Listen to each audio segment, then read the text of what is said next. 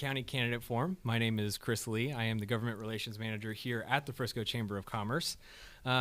We have two candidate forums that we're doing this year. One is going to be our state and county candidate forum today. We'll do another one in about a week and a half on October 5th for our city, council, and school board candidates.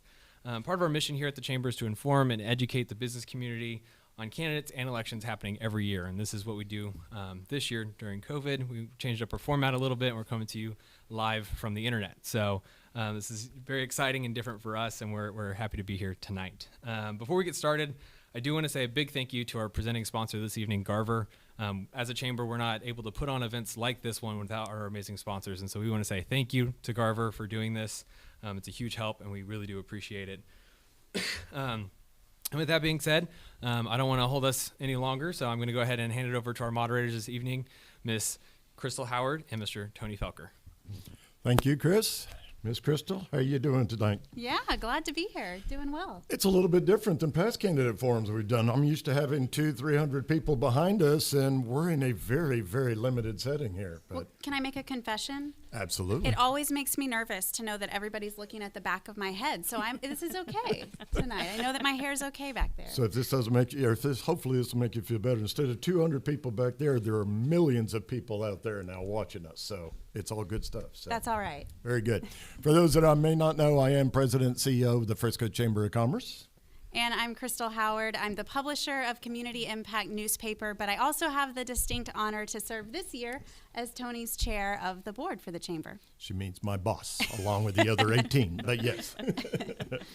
Well, we just want to thank everybody as we're here on this evening. As mentioned, we are doing things a little bit differently, but what we'd always try to do is to educate our voters on the candidates and on the issues that are out there. As part of this debate, we invited people here from State Senate District 12, State House District 33, and 106, County Commissioners Precinct 1 for both Denton and Collin County. We didn't have everybody join us. So not joining us today is incumbent from Senate District 12, Ms. Jane Nelson, Republican, and her challenger, Shadi Zatoun, a Democrat. Also from House District 33, incumbent Republican Justin Holland, and his challenger, Andrew Rose, Democrat. And then we also had the Collin County tax assessor race with incumbent Republican Kenneth Mon and his challenger, John Turner McClellan, Democrat. But we do have some candidates that are going to be here, and you're going to hear from them. But first, a little bit of housekeeping. As a reminder, the deadline to register, and that is the first thing to keep in mind, the deadline to register is October 5th. The first day of early voting is October 13th. And I kid you not, we had somebody walk in the door already wanting to cast their vote. So people are ready to start voting. And the last day of voting will be October 30th. So we want to keep those in mind. We do urge you to go to our website under Action Center. We have bios for all of the candidates, links to their websites, everything else. So we want everybody to be informed, get to know the issues, get to know the candidates. And of course, the big day. Does anybody not know when the big day is? This is the most anticipated day around, Election Day, November 3rd. So we want to encourage everybody to please go out and vote and be educated when you do so. Yeah, that's right. And I think it's important to have a disclaimer that at the chamber, like Tony said, we don't endorse candidates. It's all about educating and informing the business community. The same goes for Community Impact newspaper. So as a publication, we do not endorse candidates either. We believe in giving each candidate the opportunity to get their points out there and get that in front of our readers. So you can find that information in your latest edition of Community Impact newspaper. Always just the facts, no bias. So let's talk the format for tonight, Yes. right? So as Tony said, some of the candidates were not able to attend. So for those races where it's one candidate president but not the other opponent, they will have 3 minutes to take the floor and say their piece. And then in the competing... We won't grill them too hard. No, we won't. But then in the competing race we have tonight, the candidates will each have 1 minute to introduce themselves, and then that'll be followed by a series of questions. Now, these questions were compiled by the chamber and are a compilation of feedback from across community leaders in Frisco. And then after the questions, we will give a closing opportunity for each candidate. They will have 2 minutes to make remarks. And we do have a timekeeper to assist our candidates as far as keeping track of the time, so we'll be good with that. So You want to go ahead and get going? I think we should. All right. In our first races that we're going to feature here tonight, we are dealing with County Commissioner Precinct 1 from both Collin and Denton County. In both cases, we have one of those candidates present and one not. So on the Collin County side, we have incumbent Miss Susan Fletcher. And if you would like to now go, you will have 3 minutes, and then we will wrap up that race. Perfect. Thank you so much, Tony and Crystal. And thank you to the Chamber for having us here tonight. I think it's important that we let all of our constituents know where we stand on the issues, so it's important. Thank you. I am Susan Fletcher. I am honored to represent the Collin County side of Frisco, as well as Prosper and Salina, and then also a portion of Plano and a portion of McKinney on the Collin County Commissioner's Court. I ran for an unexpired term in 2014 and won that race, and then again in 16. So this is the end of my first full term. So I'm running for my second full term.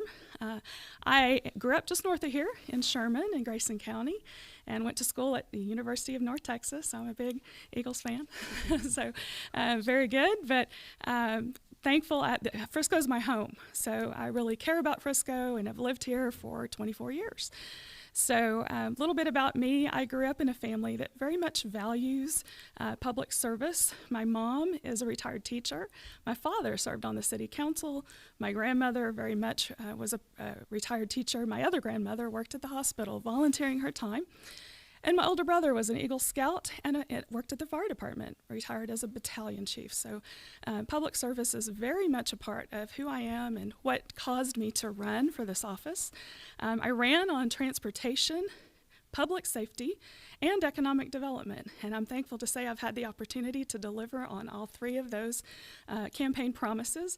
I even spent my own money going to Las Vegas twice with the cities to go learn about economic development. If I, am going to do it, I want to know what it is and see it from boots on the ground. And so that was a great opportunity as well. So I have lowered the tax rate along with my colleagues since I've been elected over 26%. So as we see the value of your homes going up, we have lowered the rate so that the taxpayers are paying the same. We have done an effective tax rate, which is now the no new taxes rate. Regarding COVID, I think it's important for me to get it out there. It's important for the public to know that mayors, as well as county judges and the governor, are the ones who set those orders.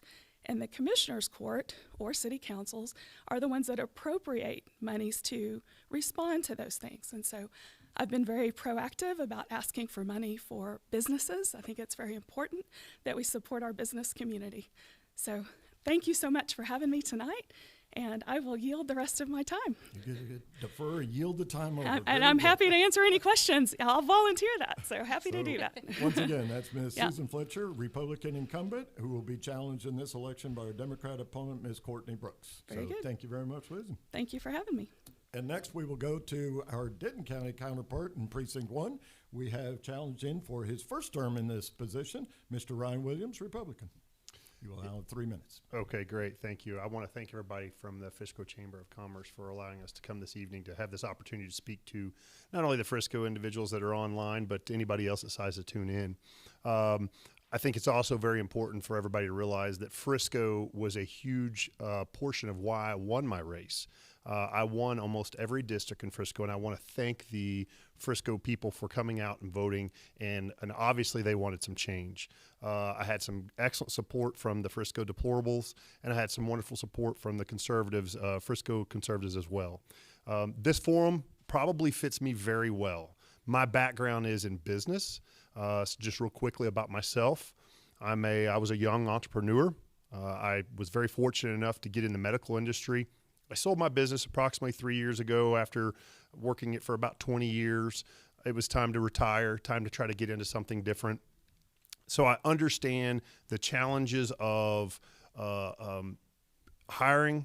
I also understand the challenges of when things are difficult financially. I understand budgeting. I ended up going to a zero-based budget the last 3 years of my organization before I sold, which really helped me get prepared for any of these, in my opinion, for this type of event that I'm looking to get into. That's one of the biggest areas that government can make some changes, is how we allocate dollars and what we allocate dollars for. and making sure we can justify that and asking the proper questions. Nothing against the current individuals on the court, but I think I bring the most to the court from the standpoint of business experience, at least in the last few years. Okay, most everybody that's on there now has been in the political world a long time, so I think that that's going to bring a big advantage to the court. That I'll have questions that I can ask that maybe others might not think about because they just haven't been in the business world lately. With what we've gone through with the COVID, I think this is a wonderful time to step into this situation for me. The COVID's hurt a lot of businesses, and it's unfortunate. And I don't always agree with what's happened with politics. I think politics get in the way. We get in the way of ourselves, is what I should say, whether we're Republican or Democrat. Obviously, I'm a Republican. But nevertheless, we get in the way of ourselves, and we cause issues that we didn't have to cause. So the people need to realize when you vote and put me in place for Precinct 1, County Commissioner, I will stand up for your rights to always have the opportunity of being open. I think that's very important. I think it's also very important for you to realize that I will challenge anybody that thinks that not allowing your organization to have the hours it needs to operate to financially take care of not only you, but all the people that are involved in your organization. That's a huge burden on the shoulders of an owner. I'm out of time, which I'm surprised, but I want to say one thing real quickly. This year, please go out and vote. And I think it would be wonderful if instead of starting at the top, flip over, start at the bottom in the very back, the very bottom of it. That way everybody gets a chance to get your vote. We need everybody to get out and vote Republicans if you can. Thank you so much, Ryan Williams for DentonCounty.com. Thank you very much, Mr. Williams. And once again, there's Mr. Ryan Williams, Republican, looking for Precinct 1, Denton County, and being challenged by Ms. Sandy Swan, Democrat, and going from there. And I'm gonna, if it's okay with you, I'm going to give him that last extra bit because that was sort of a public notice out there educating people on that it is going to be a long ballot. There are a lot of names, and there's no straight ticket voting anymore. So that was a good public, announcement there. Okay, So we'll excellent. let that go. And thank you again, folks. 3-10, and we'll let the 10 slide. Yeah. We'll do thank that. you so much. If you want to just stay put right there for just a Sure. second, we're going to go ahead to go quick break because we've got a contested race coming up. So we're going to take a quick break, readjust everybody in here, keeping everybody safe, and we'll be right back with everybody online in just a couple of minutes.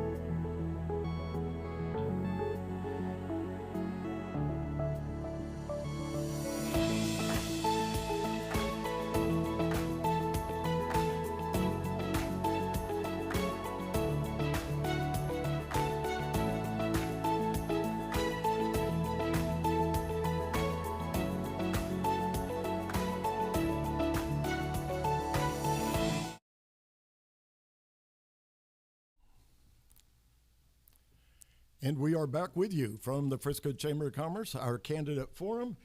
This is really a different situation. I mean, we're getting to understand all this wizardry behind the cameras and microphones, and it's kind of fun. I have to say kudos to the chamber team because they've really turned this into a TV studio in here.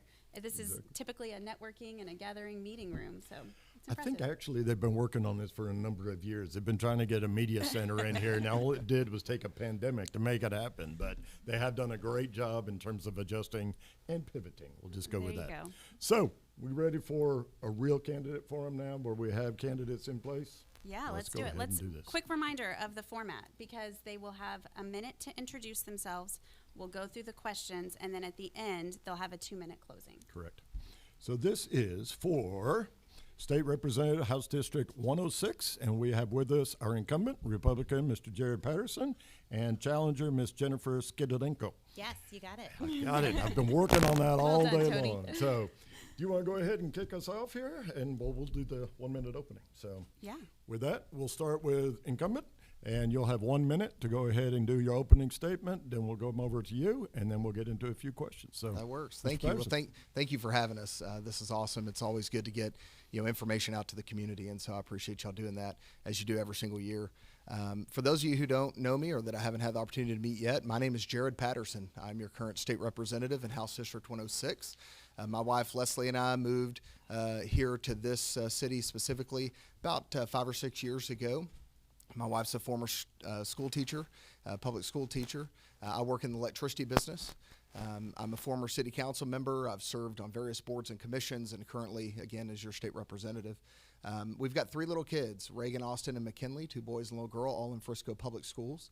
And I coach my oldest son's basketball team up at Fieldhouse. So trying to be a dad, trying to be, a good state representative, servant of the people, and try to be a good employee and a good husband and father. So that's kind of my focus. Thank you for having us. Very good. Time goes fast when we're going. Yes, it too. does. So, Ms. Skidolenko, a 1-minute opening. Hi, thank you. So thank you for the invite. And I do love the media setup that everyone has here. I feel like we're in a football game. You're a great announcer, by the way. So I'm a mom. I've been in the district for about 7 years. I moved to Texas about 12 years ago. And I have 2 boys. My oldest is 19 and in the Army. He joined the Army back in February. And my youngest is 6, and he's in 1st grade, and we are doing virtual learning at home, so that's been a fun treat. And my husband is he's a field tech for a forklift company, so and works all around the DFW area. We love living in 106. We bought our first home here, and we live in Savannah in the Water District, so that's also a different experience. And I'm just really glad to be running to be your representative. Very good. Congratulations to both of you. We're keeping it on time now. So We're off to a good start. responses to the rest of the questions, once again, will be 1 minute. Ms. Crystal, you like to get us going here? Sure thing. Well, the first question, as we look ahead to the 87th legislative session, what do you foresee as being the biggest issue? Well, I think the biggest issue is going to be an economic recovery from the pandemic that's been going on for the last several months. I want to say 7 months, but it may be longer than that.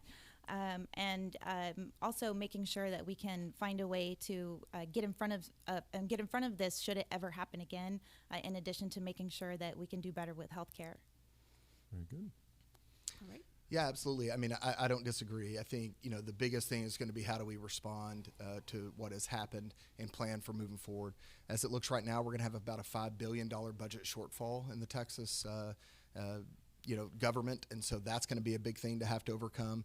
But on top of that, we've got a speaker's race before the session starts. We have a budget shortfall. We have some executive overreaches at various levels of government that we're going to have to tackle, and we've also got redistricting coming up this year. So there is a full agenda. We have a lot of work to do come January. Good. Well, if you don't mind, I'm going to jump right in. You both alluded to this little pandemic virus thing that's out there. What would you each, going back to you, Mr. Patterson, for the rating of A through F, how would you consider the state has handled the COVID-19 crisis so far, and why would you give it that rating? Yeah, I mean, that's a great question. Look, there's no playbook for this. I mean, this is something that hasn't happened, in modern times. And so, a global pandemic that happens like this, there's no manual that you go to try to look up what has happened and what should be the government's response. I think at the outset, I think we did a very, very good job of informing people of taking some appropriate measures of things, both at the state level and at the local level. I think since then, over the last couple of months, several months really, it's kind of waned. There's been questions about some of the data, questions about positive tests, those sorts of things. And so, look, to grade something that has never even existed before and that there's no playbook on, I'd probably give us a solid B, on something like that. If you force me to do that. But, I think that the number one thing is that we have taken a lot of things to learn from this experience so that we're better prepared. Hopefully, we don't have to, but we're better prepared for the next one. Well, thank you for not putting me in that odd situation of saying, would you please give me a rating? So you did. Ms. Kudenko, if you don't mind, on a rating of A through F, what would you give the state in its handling of the crisis and why? I would generously give it a D. I think that we had a plan in place with the Obama administration before they transitioned over to the Trump administration, and the Trump administration decided to throw that out. So we could have had a plan in place that would have helped all the states react to this. And then we had too much patchwork in the beginning, and there was no. Everybody was not on the same page as far as what we needed to do. It was left up to various local mayors and county commissioners, and no one was on the same page. And unfortunately, our cases just kept increasing, and we could have done better with an earlier stay-at-home order, a little bit longer than 15 days of staying home with, and just encouraging, doing a much better job of encouraging people to wear masks and social distance. Very good. All right. Thank you for your answers. And to kind of bounce off of that, obviously it will be more important than ever to support and attract businesses as we come out of this. But in your view, what economic tools do you think are most important when it comes to attracting businesses to Texas? And what role should the legislature take in making those efforts? I'll let you go first. So can you repeat the first question, please? Yeah. What economic tools do you think are most important when it comes to attracting businesses to Texas?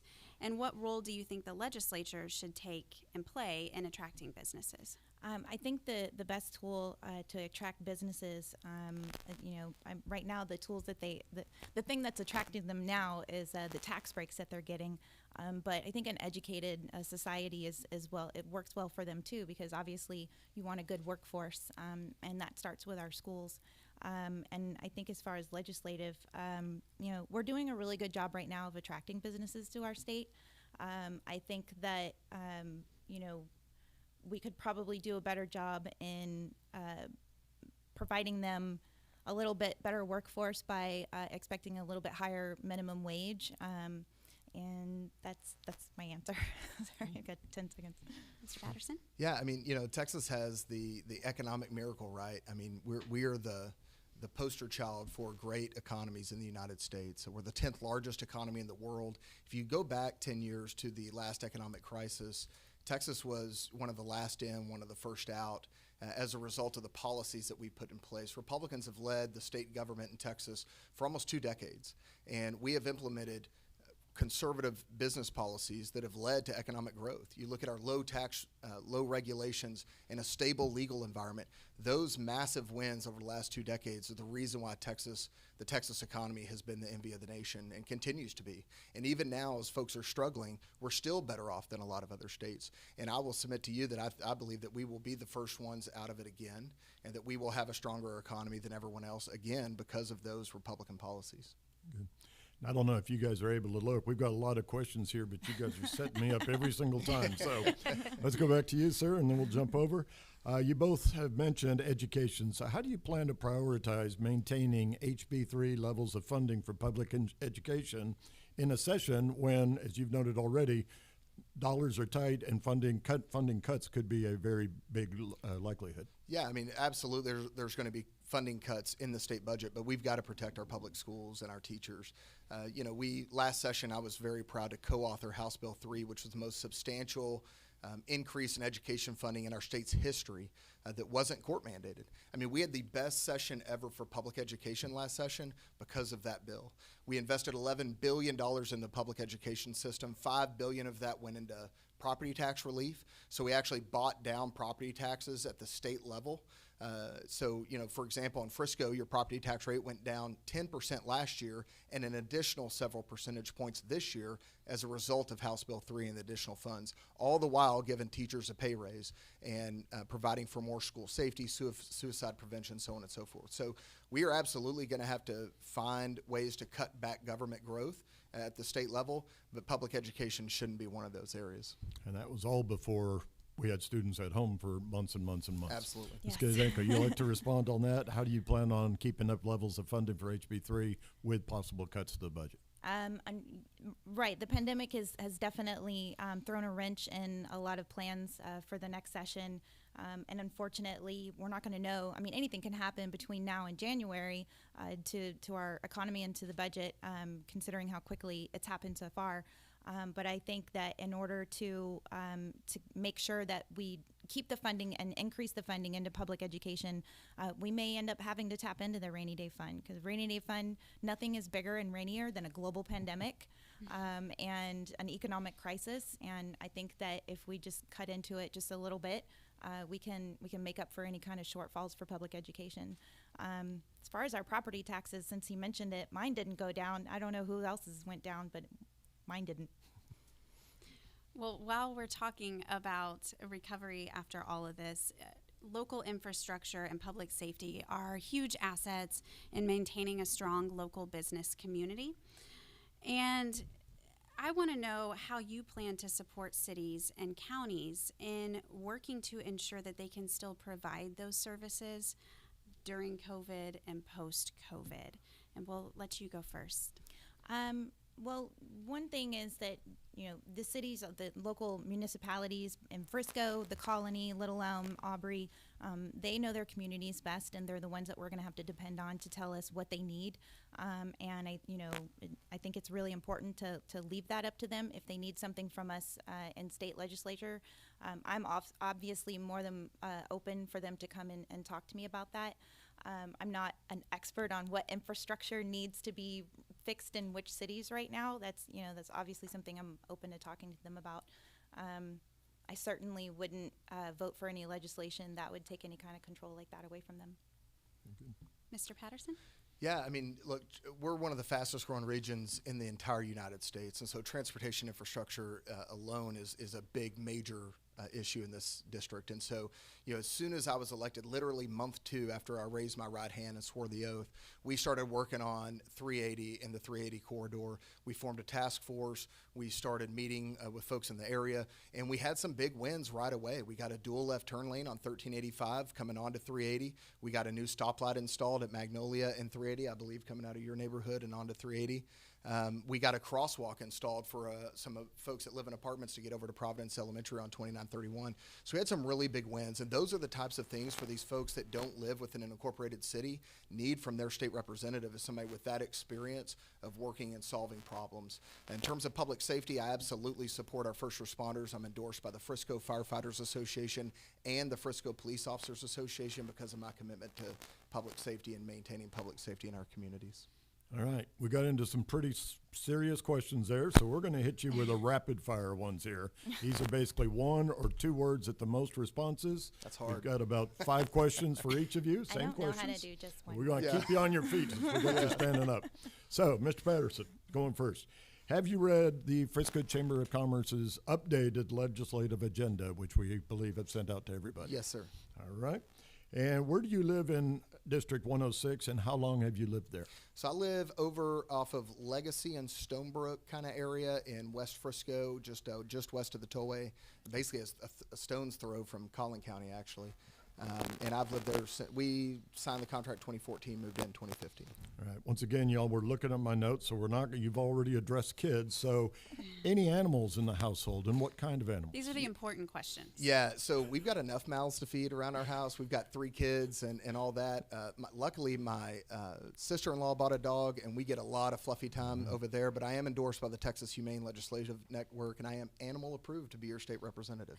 All right. And rather than getting into how many elections have you voted in general, what's your voting record since being in here in the area? Yeah, so I voted in almost every single election since I was 18 years old. The first one I voted for was my dad for school board. He served 3 terms. So almost every single one, including bond elections, Republican primaries, obviously, and general elections, almost every single one my entire adult good. life. And this is the tough question. It's very You hard. can only choose one of the Yes. following: Cowboys or Stars. Right now, Stars. They need all the help they can get after that game. All last right. night. Now, you've had a little bit of a preview there. So, Okay. have you read our updated legislative agenda from the Frisco Chamber of Commerce? I have, and we're pretty much on the same page. Very good. And in District 106, roughly, where do you live and how long have you lived there? I think you've already addressed that almost a little bit. Yes, I live in Savannah in Water District 10. I've been there for almost 7 years now. All right. You've addressed the children in the household. Any animals? I do. I have a big fluffy German Shepherd and a very sassy cat. Follow-up question, what are their names? Gretchen is my dog, and Rocky is my cat. Okay. Probably shouldn't have named And him your Rocky. sister-in-law's dog? That's name? Boots. Boots. Okay. And overall voting record as far as all elections? Since I moved to Texas, I've voted in every election since 2016. All right. And you have also had a little bit of chance, Cowboys or Stars? The Stars. All right. Very good. Very good. Ms. Crystal? Okay, back to the tough ones. So, in your own words, what is local control? Ms. Skidadenko. Local control is the ability for the city to make decisions on their budgets, their safety, their safety codes for building, and what they need for infrastructure, including what they need for their first responders, including their police departments and their fire departments, and when we get to the county level, talking about their budgets for their mental health, providing mental health, and kind of just their budgets for their infrastructure as well at a county level. I think that any state involvement or interference is not warranted. Thank you. And Mr. Patterson, in your own words, what is local control? Local control is, folks here on the ground in the cities and in the counties being able to make decisions for themselves. And I think that's what we empowered local residents to do last session, is to have the ability to vote on excessive property tax increases, giving folks back some rights that some folks had taken away at the governmental level. And so I think that's what we did last session. I think it was wrongfully that stated that we grabbed power in Austin. I would urge you to name a few things that we actually took power away from and took to Austin, and instead we actually gave power to the people here in the district. I think one of the misnomers is who we represent. I don't represent any governmental entity in Austin. I represent the Texans that live in my district. All right. We did not work this out beforehand, but given the question of local control, Mr. Patterson, at the 11th hour in the 2019 legislative session, House Bill 2439 was passed, which actually did take local control away from municipalities, including Frisco, and their ability to create and enforce their own building material standards. As I recall, or if you wouldn't mind telling us, what was your position on that bill? And if it comes up again in this session, what would be your position on that bill this I time? appreciate that question. We talked about that, at a chamber forum, I think a legislative update after the session. And, we didn't actually take away local control. We gave stronger property rights to individuals. We didn't grab power in Austin. We said that if you own property, then you have the ability to build what you want to build, unless there's a historic district or an HOA that prevents you to do that. See, the problem is that we had some cities in the state of Texas that said, you want to build this parking garage over here. Okay, well, you got to wrap it in LED lights and put windows on it and dress it up, and we don't care that adds $3 million to your project cost. To me, that's not business friendly, and that is going against people's property rights. And so we passed that bill as a result. Now, having said all of that, I agree with the philosophy of that, but the way that it's been impacted, I would not have voted the same way on that bill today that I did back during session. I think that there will be an effort this session to walk that back to a certain degree. I think it went too far one way versus the other. Very good. Ms. Kanadenko, do you have an opinion on House Bill 2439? Obviously, you were not involved in that in Austin, but what would your position be on that, should it come up again in this next session? I would have read the entire bill and listened to the city councilman that came to me and told me to vote against it. I would also like to know what entity would tell somebody to wrap their building in LED lights for $1 million. That sounds a little excessive. It's not a very good example. There were safety standards in place before that bill was passed that were taken away and lowered to the state standards as opposed to Frisco City standards, for example. And then, the city of Aubrey, have talked to them, and they have a certain aesthetic that they like. It's not an expensive aesthetic, it's just different. And that was taken away from them as well. So, thank you. Thanks for setting me up with those questions. I really do. Well, looking ahead to the next session, one of the top issues will be redistricting, as we've already talked about. In your opinion, what is the best path that the legislature can take to address the creation of new legislative districts? I think I'm not an expert on redistricting. We're still, kind of just looking to see what everybody's opinions are. I think, in my opinion, I think an independent committee would be better than to have just one party over another. Flipping the House right now to where the majority of Democrats will keep it from being gerrymandered again the way it was and the way it was already ruled that it was gerrymandered and discriminatory. I think that the best way to go is by our census, which hopefully we'll have the data by then, but by our census and population. Great. Thank you. Mr. Yeah, Patterson. look, if you're listening to this at home, this is the most important issue of the cycle, is redistricting. Who controls the pencil and the eraser, drawing each line for every state House district, state Senate district, mini judicial districts, state Board of Education districts, and every congressional district, including the 3 additional congressional districts that we're supposed to get in the state of Texas due to population growth. Look, whatever party is in power draws the lines that benefit them the most. The Democrats do it in California, the Republicans do it in Texas. But we are 9 seats away from flipping from Republican control to Democratic control. We lost 12 seats last cycle. I think that we will pick up a few of those back. But I do think that there are some incumbents that are in trouble. So whoever is drawing those lines and the future of the state of Texas, both the state government and how we go, but also the national government, who controls Congress, will rest in the hands of the Texas House of Representatives. So for that issue alone, we need every single Republican voting out all the way down the ballot. Good. Obviously, we've had a lot of great questions here submitted by our governmental affairs team, community partners. One of the things, if you guys have been aware of any of our forums in the past, we sometimes will allow a candidate to ask their opponent a particular question, and we think that is some of the best questions. So, Mr. Patterson, would you like to ask your opponent a question at this point? I would, yeah. Your son is in the military, honorably serving, and I just want to know if you could tell us a little bit more about him and what he's doing and all of that. I can talk about my son. Okay. He's amazingly generous and kind, and just I don't want to embarrass him. But he's wickedly smart. He's always been really smart, and he's very excited about being in the military. It was rough. It was a rough start, but Mom got him through it, and he graduated. He already got a promotion by the time he graduated from basic, and now he's going to be going to Italy in November. And I don't know if when I'm gonna see him again, because Texas is a hot spot in the military. Will not let him come back here until that's cleared up. But yeah, I'm looking forward to seeing how well he does in the military. So if the timekeeper cut you off on that kind of a question, Sorry. that would be tough. But, all right. She sticks to the rules. I know. Now you get to return the favor or hit him with a that's good. I hard didn't asking. even What think would you about- like to ask your opponent? I didn't even have anything ready for that. Gosh, that's a good question. Are you okay? How are you? Are your kids virtually learning or at school? Yeah, so they did for 3 weeks. Our kids are, obviously in Frisco ISD, and for 3 weeks we did virtual. We went back to school a couple of weeks ago, which was a godsend for both my wife and me, mainly for my wife because she does the lion's share of the work there for sure.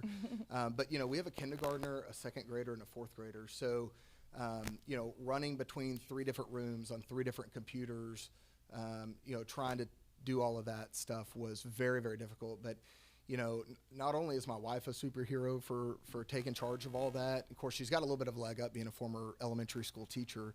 But, our teachers, and I know that you agree with this, our teachers have just gone over and above with a massive amount of additional work that they have done and that they continue to do. And so, this is what happens when we pull ourselves up by the bootstraps and plow and forge ahead. So it's it's been interesting, to say the least.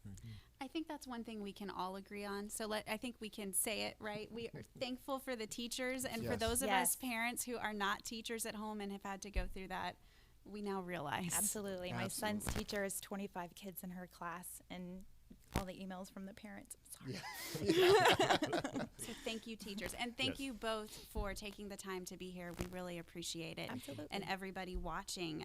This recording will be available on the Chamber's YouTube and Facebook pages, so you can continue to share it with anybody who may not have been able to watch tonight. That's right.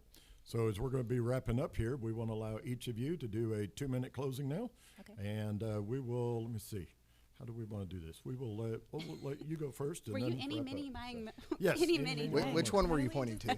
You We'll did let you that. start off and then have It's the like final both of word us over going here. at the same time. So Okay. Mr. Batterson first. Absolutely. Well, thank you again for having this discussion. I really do appreciate it. For those of you at home, folks, I'm Jared Patterson. I'm your state representative down in Austin.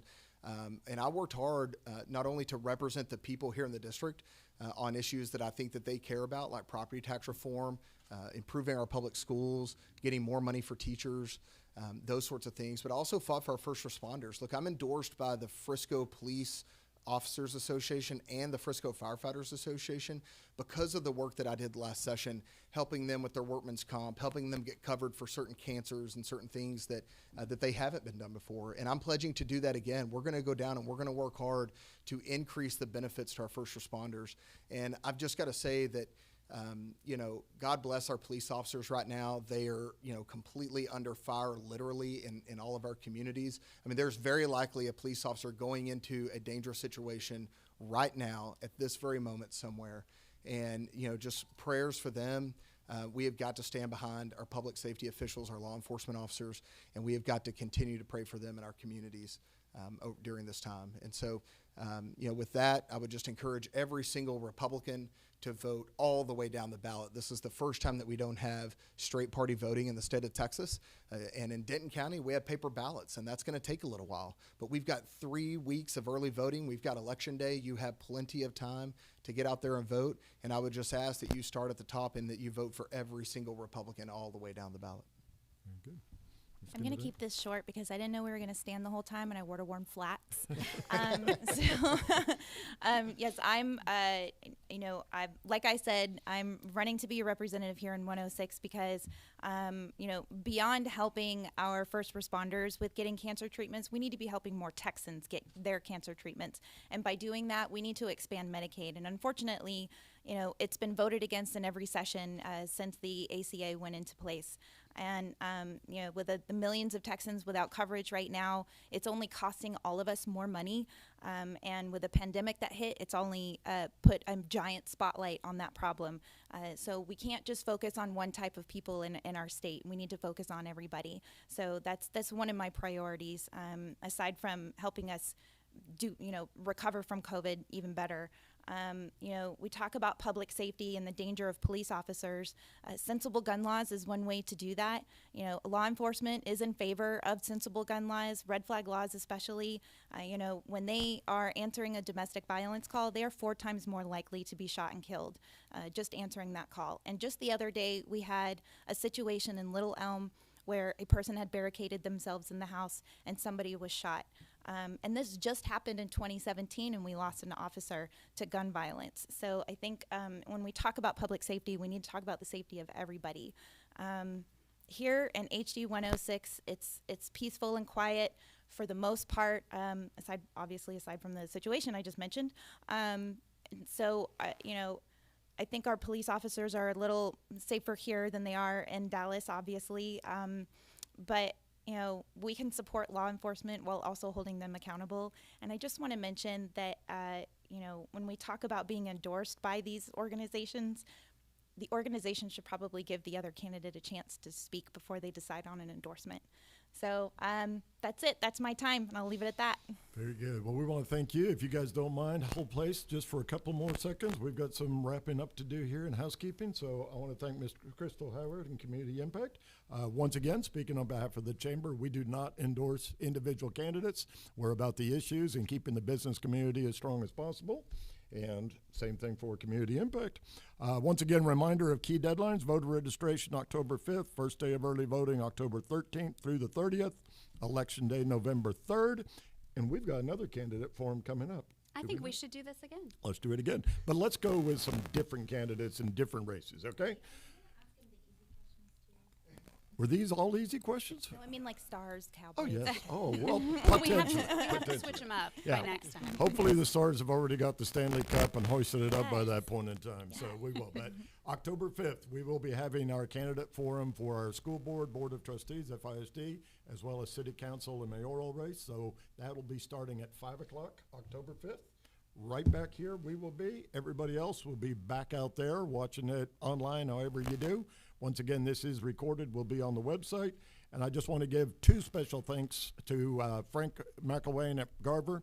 They have been great supportive of us. He's been a past chair of our Governmental Affairs Committee, and he and Garver understand how important it is to be educated on business topics like this, keeping a strong business community, and having candidates that understand those issues and will work with us on that. And then, as mentioned earlier, I want to give big props to our chamber team. Being able to adjust and take new equipment here and take a candidate forum and turn it all around and do it different than we've ever done it before. And I know from our perspective, it's been great. And hopefully for everybody else out there, it's been great as well. If there are areas that we can always work on, we always strive for continuous improvement. Let us know what we can be doing differently, and we'll have that all implemented by October 5th. So, Ms. Crystal, you want to wrap us up with any final words? Yeah, no, big thank you to everybody who took the time to watch and hopefully share it out so that we can spread the word. That is the beauty of this format, right? Exactly. Is that we're able to keep it rolling. So also thank you to Swad for photography tonight. You can't see him, but he is off camera making sure that we are well covered. And I think that's it. Thanks for having me, Tony. That's right, absolutely. Get educated, get out and vote, and thank you very much. And we hope to see all of you and more. Spread the word October 5th. Thank you very much.